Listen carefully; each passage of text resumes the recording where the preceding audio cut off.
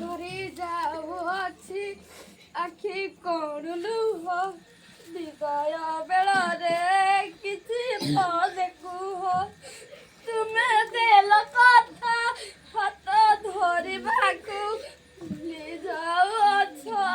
ସେହି କଥାଟିକୁ ବାଲି ପଟର ସେ ଶାନ୍ତ ପିଲା ଥିଲେ କଥା ଦେଇ ପୁଣି ସେ ତ ଭୁଲି ଗଲେ ଆଉ ଜଣେ ଥିଲେ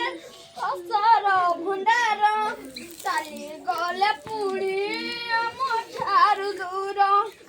ଆମରି ଗାଁର ସେଇ ଦୁଷ୍ଟ ପିଲା ଯାହା ପାଇଁ ଆମ ଦୁଃଖ ବଢିଗଲା ଗୋପାଳପୁରର ସେଇ ଗୋଟେ ଝିଅ